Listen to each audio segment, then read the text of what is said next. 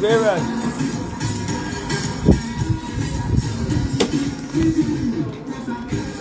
After 10 years, don't think I'm over it. With Johnny. What? What?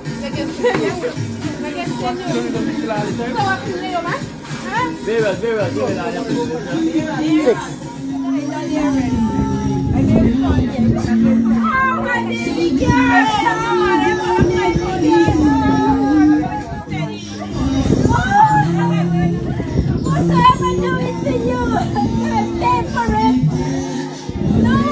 Yo, Jenny Gang, what it do? So your girl is back to bring you guys another Jenny Gang YouTube production. Hit the like button, turn on post notifications, and subscribe to the channel. So here is July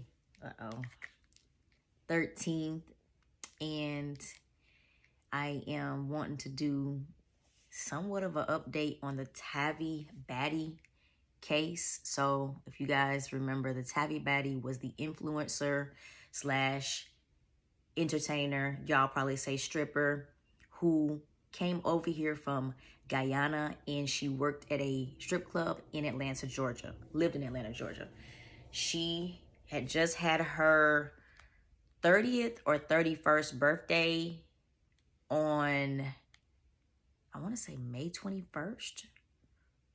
And then she passed away on May 27th in a crazy shooting inside of an Uber. Car was lit up. She was hit more than 20 times. Crazy case. But I just wanted to come through and post a little bit of footage from her funeral. Also, I just looked a little into where Guyana is. If you guys are already familiar with that information, I'll just let you know, like, I didn't really understand where it was and what have you, but it is actually, I'm just gonna read what they have on Google, y'all, so I don't confuse myself or anyone who's not familiar. But Guyana country, located in the northeastern corner of South America.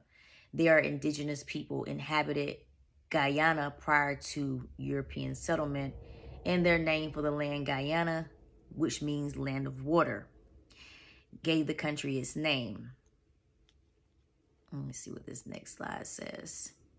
So a question that was asked on a Google question: is Guyana in the Caribbean or in Africa? Though physically part of South America, culturally, Guyana is Caribbean rather than Latin American, and is considered a part of the West Indies. So basically, just trying to sum it up with their race and things like that. They're like over 30% black, but it's kind of like mainly Indian.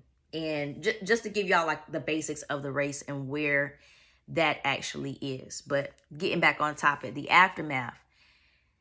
It has been very quiet in, I'm going to say, stripper world. No one's saying anything about updates like, oh yeah, it was this person who actually did it. Like, this was actually a mean hit, y'all. These people who hit her, I feel like, really meant business, and really something that she done other than talking had to happen. So we seen that her friend Lola came out and described her personality, said that she drinks, she gets very belligerent, she's disrespectful, and that they could not go out anywhere without it actually being a beef or something. Now, one little rumor that people got carried away with on the internet is that Lola done this to her, but I don't think the Lola girl had anything to do with it, because she actually was still kind of a little bit remorseful, and she was just kind of breaking down the relationship and saying that girl wished her all types of terrible things, but she always prospered through. So she really didn't have much of a motive to do this. But as far as, again, Tavi's personality, it seemed like she kind of was a very nasty person. And it's going to make this case even harder to solve, because when you're a person that's into it with everybody and you live such a, you know, crazy lifestyle, nightlife, you really don't know which way to look. She didn't discriminate. She got into it with women. She got into it with men.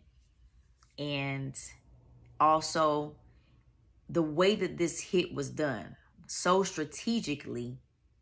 These people may actually be smart criminals. Like, they're not talking. They're not on the internet like, yeah, we did that. Y'all know how these people do. Y'all see with the Young Dolph case, all these self-incriminating so-called hitmen. I think this right here was actually very, very different. I don't know who Tavi was caught up with, what type of business dealing she had going on the side, but I can definitely say from what happened to her, she crossed someone. So I just want to import these two clips into the video. One is of her mother crying, you know, at her funeral as they're carrying out her casket.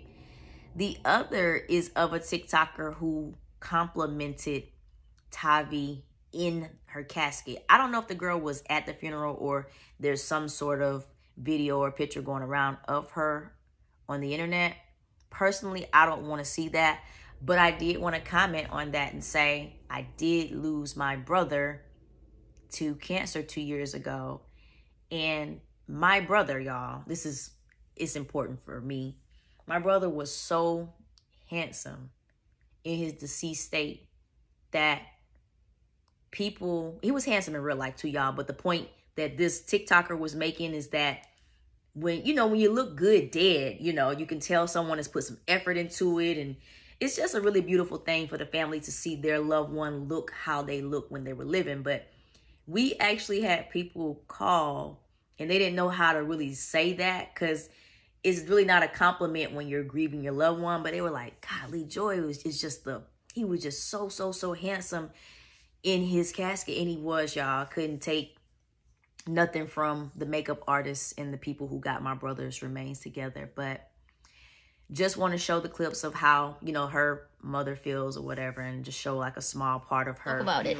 I just want to say RIP to you, Tav. They said you have real nice. Your edges, your makeup, your lashes, nail, everything was on point. You look like you're literally taking a nap. You know what I'm saying? You know how some people will be like, oh, he looked like he's sleeping, or she looked like she's sleeping, and the person actually looked dead. Tavi looked like she just taking a nap, waiting for somebody wake she up. That's how alive she looked.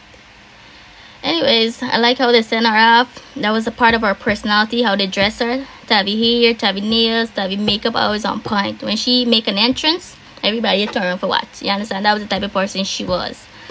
So I just want to say, I still want to say RIP to her, regardless of her personality, regardless of her shortcomings.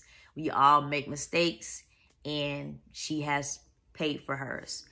But let me know what you guys think. Let me know if you have any inside information. When I say that, y'all, I'm not trying to come on here and start snitching like, oh yeah, Ashley Benson called and told me that Lil Ray Ray and his crew. Like, when I ask y'all to give me inside information that y'all know about these cases, I'm not about to reveal who my sources are. I'm just going to present the information as long as you give me permission, and then bring it to my people. We discuss it, give our opinions on it, and that's as far as it's gonna go. I am not the feds, okay? But let me know what y'all think. Hope y'all can't feel or see my sleepiness, but like the video, subscribe to the channel, and definitely comment on my commentary. I'll see y'all on the next one.